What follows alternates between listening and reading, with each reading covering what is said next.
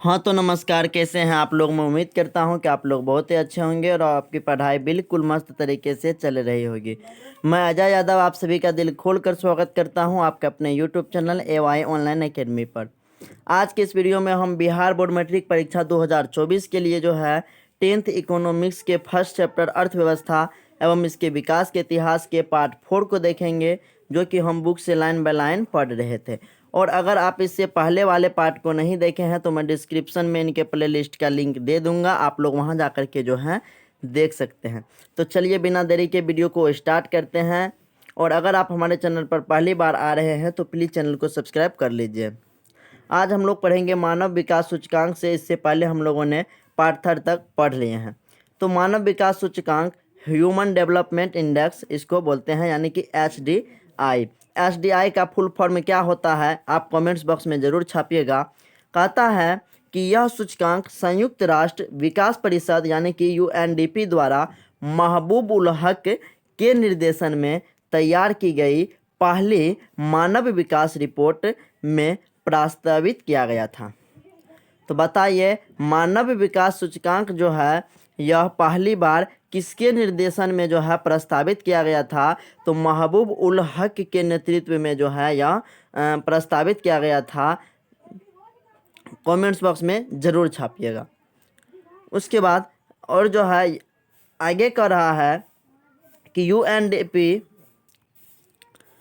UNDP द्वारा प्रकाशित मानव विकास report, जिसको HDR विभिन्न देशों की तुलना लोगों के शैक्षिक स्तर, उनकी स्वास्थ्य स्थिति और प्रति व्यक्ति आय के आधार पर करती है। तो बताइए, किसी भी जो UNDP के द्वारा जो प्रकाशित किया जाता है मानव विकास रिपोर्ट, जिसको हम लोग बोलते हैं HDR, तो वह जो है किस पर जो है किसके आधार पर प्रकाशित की जाती है? तो याद रखिएगा, विभिन्न देशों की तुलना में जो है उनके शैक्षिक स्तर क्या है, यानी कि वो कितना पढ़ा लिखा है, उनकी स्वास्थ्य स्थिति क्या है और प्रति व्यक्ति आय, इनके आधार पर जो है तय होता है। कहता है जहाँ तक मानव विकास सूचकांक HDI का प्रश्न है तो इसके 3 सूचक हैं। पहला जीवन आशा, दूसरा शिक्षा प्राप्ति तथा तीसरा जीवन स्तर। फॉर्मूले के सूत्र से जो है HDI यानी कि ह्यूमन डेवलपमेंट इंडेक्स बराबर होगा मानव विकास सूचकांक बराबर जीवन आशा सूचकांक प्लस शिक्षा प्राप्ति सूचकांक और तीसरा प्लस जो है जीवन स्तर सूचकांक। इसको जो हम एक फॉर्मूले के सूत्र से दर्शा सकते हैं। तो बताइए HDI बराबर क्या होगा? तो जीवन आशा का सूचकांक प्लस शिक्षा प्राप्ति का सूचकांक प्लस जीवन स्तर का सूचकांक। कमेंट्स बॉक्स में जरूर छापिएगा आप लोग। उसके बाद आगे कह रहा है HDI तीनों सूचकांकों का औसत होता है। तो बताइए, तीनों सूचकांकों का औसत कौन होता है? तो HDI। पैमाने पर सभी देशों की HDI दर 0 से 1 होती है। तो कमेंट्स बॉक्स में ज़रूर छापिएगा कि सभी देशों की HDI दर जो होती है वह 0 से 1 तक होती है।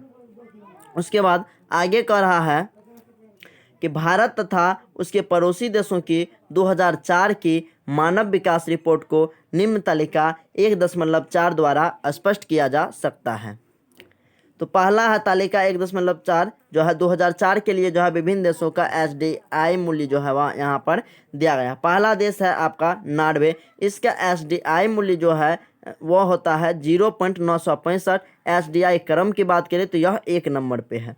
उसके बाद अगला बात करें तो ऑस्ट्रेलिया, इसका HDI मूल्य जो है वह 0.957 है। इसका HDI क्रम की बात करें तो वह 3 नंबर पे है। उसके बाद आगे है आपका श्रीलंका। इसका HDI मूल्य की बात करें तो 0.755। ये सभी आप लोग कमेंट्स बॉक्स में ज़रूर छापिएगा। उसके बाद HDI क्रम की बात करें तो यह इसका है 93। उसके बाद अगला है आपका पाकिस्तान और इसका HDI मूल्य की बात करें तो 0.539 है और HDI क्रम जो है इसका 134 है। उसके बाद आपका है अपना देश भारत और इसका जो HDI मूल्य था 2004 में वह 0.611 था और HDI क्रम की बात करें तो यह 126वें नंबर पर था। उसके बाद अगला है आपका चीन और इसका जो HDI मूल्य है वह 0.768 है और इसका HDI क्रम की बात करें तो वह 81 है। उसके बाद अगला है आपका बांग्लादेश और इसका HDI मूल्य की बात करें तो 0.530 है और HDI क्रम जो है वो आपका 137 है। और ये स्रोत यानी कि यह किनसे लिया गया है? तो UNDP मानव विकास रिपोर्ट 2006 से जो है यह लिया गया है। उसके बाद आगे कह रहा है चूंकि 2006 में 177 देशों के लिए एसडीआई की गणना की गई थी। तो कमेंट्स बॉक्स में ज़रूर छापिएगा कि 2006 में जो है कितने देशों के लिए एसडीआई की गणना की गई थी। तो 177 देशों के लिए। आगे है कि इसमें भारत का एसडीआई मूल्य 0.611 है। बताइए इसमें भारत का जो एसडीआई मूल्य है वह कितना है। तो 0.611 है तथा 126वें क्रम पर जो है यह है। इसका मतलब है कि भारत में मानव विकास मध्यम स्तर का है। लिंग विकास सूचकांक जीडीआई की दरों में भारत ने 2000 में 105वें क्रम से 2004 में 96वें क्रम पर जो है आ गया था। आगे कह रहा है कि यह आश्चर्य की बात है कि हमारे पड़ोस का एक छोटा सा देश श्रीलंका भारत से आगे है और भारत जैसे बड़े देश का विश्व में इतना नीचा क्रमांक है, किंतु भारत में विकास की क्रिया में तेजी आने के कारण अब स्थिति सुधरने लगी है। आगे है आपका राष्ट्रीय मानव विकास रिपोर्ट यानी कि नेशनल ह्यूमन डेवलपमेंट रिपोर्ट यानी कि NHDR। यूएनडीपी की मानव विकास की तर्ज पर भारत की पहली मानव विकास रिपोर्ट अप्रैल 2002 में जारी किया गया। कमेंट्स बॉक्स में ज़रूर छापिएगा कि भारत की पहली मानव विकास रिपोर्ट जो है वह कब जारी किया गया। तो अप्रैल 2002 ईस्वी में किया गया। योजना आयोग द्वारा तैयार की गई। तो कमेंट्स बॉक्स में ये भी छापिएगा कि योजना आयोग का गठन कब हुआ था और योजना आयोग के पदेन अध्यक्ष कौन है। इस रिपोर्ट को तत्कालीन प्रधानमंत्री अटल बिहारी वाजपेयी ने 23 अप्रैल 2002 को नई दिल्ली में जारी किया। तो बताइए योजना आयोग द्वारा तैयार की गई इस रिपोर्ट को तत्कालीन प्रधानमंत्री कौन थे जिन्होंने 23 अप्रैल 2002 को जो है नई दिल्ली में जारी किया मानव विकास रिपोर्ट को। कमेंट्स बॉक्स में ज़रूर छापिएगा। आगे कह रहा है कि रिपोर्ट को भारतीय लोकतंत्र के लिए एक महत्वपूर्ण दस्तावेज बताते हुए योजना आयोग के तत्कालीन अध्यक्ष KC पंत ने कहा था कि राज्यों के लिए योजना आकार तय करते समय इसे आधार बनाया जा सकता है। इस पहले राष्ट्रीय मानव विकास रिपोर्ट NHDR में 1981, 1991 तथा 2001 के लिए राज्यों तथा संघीय क्षेत्रों के HDI मूल्यों का अनुमान लगाया गया था। इस रिपोर्ट में विकास की दरें भिन्न भिन्न थी।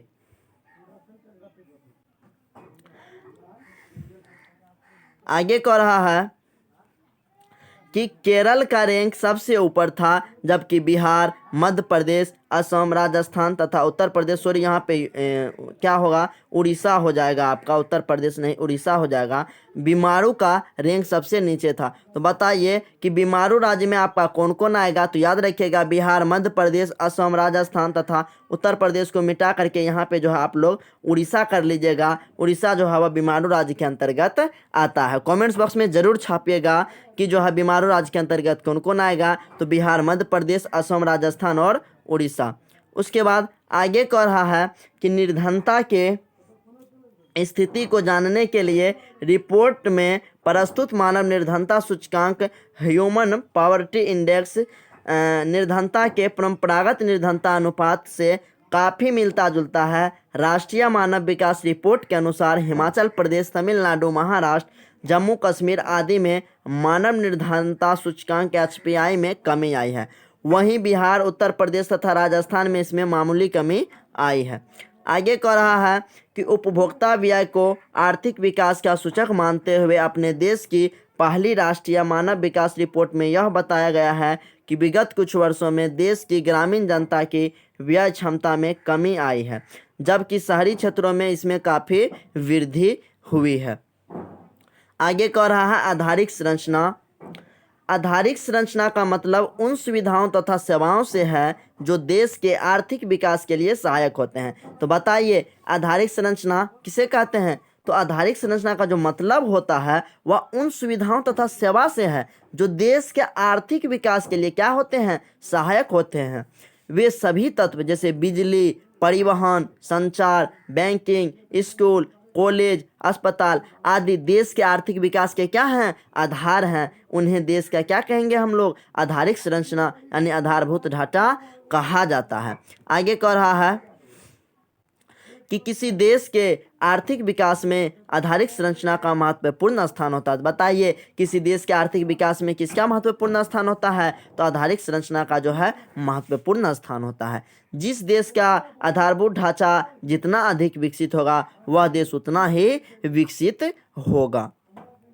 आगे कह रहा है बिहार के विकास की स्थिति। बिहार का इतिहास काफ़ी गौरवशाली रहा है। यही बिहार है जहां गौतम बुद्ध को ज्ञान प्राप्त हुआ था। बताइए गौतम बुद्ध को ज्ञान कहां प्राप्त हुआ था? कमेंट्स बॉक्स में ज़रूर छापिएगा। महावीर ने शांति का संदेश यहीं दिया था। चंद्रगुप्त, अशोक, शेरशाह, गुरु गोविंद सिंह, बताइएगा गुरु गोविंद सिंह का जन्म जो है वह कहाँ हुआ था? कमेंट्स बॉक्स में ज़रूर आप लोग छापिएगा। बाबू वीर कुंवर सिंह, देश रत्न डॉक्टर राजेंद्र प्रसाद का जन्म, बताइएगा कमेंट्स बॉक्स में कि भारत के प्रथम राष्ट्रपति कौन थे? इसी बिहार में हुआ था। बिहार में महात्मा गांधी ने चंपारण आंदोलन का बिगुल फूंका था। तो बताइए चंपारण आंदोलन का शुरुआत किसने किया था? तो महात्मा गांधी ने किया था। कमेंट्स बॉक्स में ज़रूर छापिएगा आप लोग। बिहार में ही लोकनायक जयप्रकाश नारायण ने संपूर्ण क्रांति का नारा दिया था। कमेंट्स बॉक्स में ज़रूर छापिएगा कि संपूर्ण क्रांति का जो नारा वो किसने दिया था? तो लोकनायक जयप्रकाश नारायण ने दिया था। कमेंट्स बॉक्स में आप लोग ज़रूर छापिएगा। लोकगीतकार भिखारी ठाकुर का ही जन्म भी इसी बिहार में हुआ था। आगे कह रहा है लेकिन वही बिहार आज कई तरह की समस्याओं का क्या है? शिकार है। यहाँ गरीबी, बेरोजगारी, भ्रष्टाचार तथा अशांति का माहौल है। साधनों के मामले में धनी होते हुए भी बिहार की स्थिति दयनीय है। आज बिहार अति पिछड़े राज्यों में गिना जाता है। आगे है आपका कि बिहार के पिछड़ेपन के कारण। आर्थिक दृष्टि से बिहार के पिछड़ेपन के कुछ प्रमुख कारण इस प्रकार हैं। तो याद रखिएगा बिहार के जो पिछड़ेपन के कारण हैं, पहला है आपका तेजी से बढ़ती हुई जनसंख्या, दूसरा आधारिक संरचना का अभाव, तीसरा कृषि पर निर्भरता और चौथा आपका बाढ़ तथा सूखा से क्षति, पाँचवां औद्योगिक पिछड़ापन, छठा गरीबी और सातवां खराब विधि व्यवस्था, आठवां कुशल प्रशासन का अभाव। इसे आप लोग जरूर कॉपी में लिख करके याद कीजिएगा। तो पहला है आपका कि तेजी से बढ़ती हुई जनसंख्या। तो देखिए बिहार में क्या हो रहा है, जनसंख्या काफ़ी तेज़ी से बढ़ रही है। इसके चलते जो है विकास के लिए साधन क्या होते जा रहे हैं? कम हो जा रहे हैं। जाहिर सी बात है कि जब जनसंख्या काफ़ी अधिक होगी यानी कि तेज़ी से बढ़ रही होगी तो उसके चलते क्या होगा? विकास के लिए साधन जो होगा वह कम होगा, क्योंकि साधन जितना रहेगा यूज तो उतना ही होगा ना। तो यूज होगा और जनसंख्या ज़्यादा होगा और साधन कम रहेगा तो कम होते जाएगा। तो अधिकांश साधन जो है जनसंख्या के भरण पोषण में चला जाता है। तो अब जो जनसंख्या बढ़ेगा तो उसका तो भरण पोषण भी करना है, तो अधिकांश साधन किस में चल जाता है? उसके भरण पोषण में जो है चला जाता है। अगला है आपका आधारिक संरचना का अभाव। किसी भी देश या राज्य के विकास के लिए आधारिक संरचना का होना जरूरी होता है। क्योंकि ये जो है आर्थिक विकास के लिए सहयोगी होता है। लेकिन बिहार के इस मामले में क्या है? पीछे है। राज्य में सड़क, बिजली एवं सिंचाई का क्या है? अभाव है। अब तो उतना नहीं है, फिर भी अभी भी जो है। आगे है साथ ही शिक्षा एवं स्वास्थ्य सुविधाएं भी क्या है? कम है। इस वजह से भी बिहार में पिछड़ेपन की स्थिति क्या है? कायम है। आगे है आपका कृषि पर निर्भरता।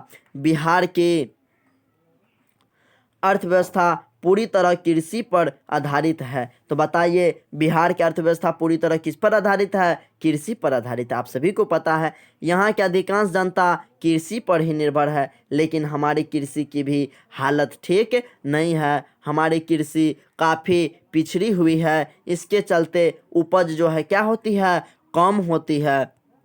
आगे कह रहा है बाढ़ तथा सूखा से क्षति। देखिए बिहार में खासकर उत्तरी बिहार में नेपाल से आए जल से बाढ़ आती है। तो बताइए हम लोग उत्तरी बिहार में बाढ़ आती है कहाँ से? तो नेपाल से आती है। तो बताइए बिहार का कौन सा क्षेत्र जो है बाढ़ से ग्रस्त है? तो उत्तरी बिहार हो जाएगा आपका। इसे आप लोग जरूर याद रखिएगा क्योंकि ये आपके एग्जाम में पूछा जाता है। आगे करा हर साल कम या अधिक बाढ़ का आना बिहार में तय है। पिछले साल 2008 में कोसी बाढ़ का प्रलय हमारे सामने है। इससे कितने जान माल की क्षति हुई? इस साल 2009 में भी नेपाल से आए जल से बागमती नदी में बाढ़ देखने को मिला। इसके आसपास के इलाके सीतामढ़ी, दरभंगा, मधुबनी आदि जगहों में फसल की काफ़ी बर्बादी हुई। इसे चित्र संख्या 1.2 द्वारा समझा जा सकता है। तो देख सकते हैं आप लोग इस चित्र में जो है अच्छा से दिखाई तो नहीं दे रहा है, इसमें आप लोग देख सकते हैं। आगे कह रहा आपका कि इसी तरह भूखे सूखे की मार दक्षिणी बिहार को झेलनी पड़ती है। तो बताइए बिहार का कौन सा भाग जो है सुखाड़ से ग्रस्त है? तो वो आपका दक्षिणी बिहार है। कमेंट्स बॉक्स में ज़रूर आप लोग छापिएगा। इससे हमारे किसानों को अकाल जैसी स्थिति का सामना करना पड़ता है। इसे चित्र संख्या 1.3 द्वारा जो है समझाने का प्रयास किया गया है। ये देखिए सुखाड़ की स्थिति है। आगे कह रहा है कि इस तरह अपना बिहार बाढ़ तथा सूखा दोनों की चपेट में एक साथ रहता है। आगे कह रहा है औद्योगिक पिछड़ापन, किसी भी देश या राज्य के लिए उद्योगों का विकास जरूरी होता है, लेकिन बिहार में औद्योगिक विकास कुछ दिखता ही नहीं है। यहाँ के सभी खनिज क्षेत्र यहाँ का सभी खनिज क्षेत्र एवं बड़े उद्योग तथा प्रतिष्ठित अभियांत्रिकी संस्थाएं सभी कहाँ चले गए? झारखंड चले गए। तो आप सभी को पता होगा कि झारखंड जो है वो बिहार से जो है 20 नवंबर 2000 ईस्वी को अलग हो गया, और जो है बिहार में जो भी खनिज क्षेत्र था एवं बड़ा उद्योग था वो सभी कहाँ चले गए? झारखंड चले गए। इस कारण से जो है बिहार में कार्यशील औद्योगिक इकाइयों की संख्या क्या हो गई? नग्न ही रह गई, मतलब कि नहीं रहे। आगे है कि गरीबी। अगला कारण क्या है बिहार का पिछड़ेपन का? गरीबी है। बिहार एक ऐसा राज्य है जहां गरीबी का भार काफ़ी अधिक है। राज्य में प्रति व्यक्ति या राष्ट्रीय औसत के आधे से भी कम है। तो कमेंट्स बॉक्स में ज़रूर छापिएगा कि प्रति व्यक्ति या किसे कहते हैं। इसे अगले पिछला पार्ट में जो हम लोग देखे थे। आगे कह रहा इसके चलते भी बिहार पिछड़ा है। तो बताइए बिहार कैसा राज्य है? पिछड़ा राज्य है। बिहार में निर्धनता का क्या है? दुष्चक्र है। आगे कह रहा आपका कि खराब विधि व्यवस्था, किसी भी देश या राज्य के लिए शांति तथा सुव्यवस्था जरूरी होता है, लेकिन बिहार में वर्षों तक कानून व्यवस्था कमजोर स्थिति में थी। बताओ, जिसके चलते नागरिक शांतिपूर्वक उद्योग नहीं चला पा रहा था। इस तरह खराब विधि व्यवस्था भी बिहार के पिछड़ेपन का क्या है? एक महत्वपूर्ण कारण जो है वो बन गया है। आगे कह रहा है कुशल प्रशासन का अभाव। बिहार की प्रशासनिक स्थिति ऐसी हो गई है कि जिसमें पारदर्शिता का क्या है? अभाव है। इसके कारण आए दिन भ्रष्टाचार के अनेक उदाहरण जो है सामने आए हैं। आगे कह रहा है बिहार की स्थिति, देश हो गया पहला जनसंख्या 2001 का, बिहार का हो गया आपका 8.29 करोड़। उसके बाद भारत की जनसंख्या की बात करें तो वो 102.9 करोड़। उसके बाद जनसंख्या वृद्धि दर की बात करें बिहार की तो 2.5% और भारत की 1.9%। साक्षरता दर की बात करें कुल तो 47.53% है बिहार का, और उसके बाद भारत का 65.4%।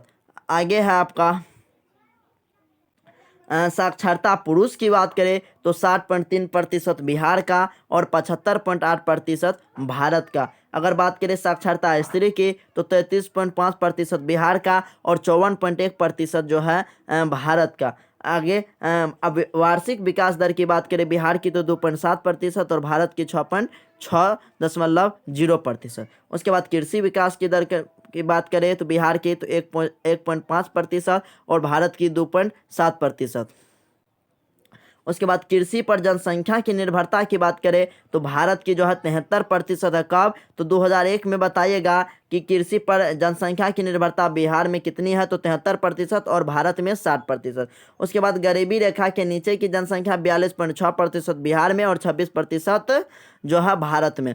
आगे आपका प्रति व्यक्ति आय की बात करें बिहार की तो 3948 रुपये और जो है भारत की 13,226 रुपये। ये जो लिया गया है आपका विभिन्न सरकारी दस्तावेज को। तो वीडियो को यहीं पर एंड करते हैं, क्योंकि इससे अधिक बनाते हैं तो वीडियो बहुत ही अधिक लंबा हो जाएगा। तो आई होप कि आपको ये वीडियो बहुत ही अच्छी लगी होगी। अगर आपको वीडियो अच्छी लगी तो प्लीज़ वीडियो को लाइक शेयर और कमेंट ज़रूर कीजिएगा। कहते हैं कि मुश्किल कुछ भी नहीं दुनिया में, तू ज़रा हिम्मत तो कर, ख्वाब बदलेंगे हकीकत में, तू ज़रा कोशिश तो कर। अपने सपने को पूरा करने के लिए अभी सब्सक्राइब करें AY ऑनलाइन एकेडमी को।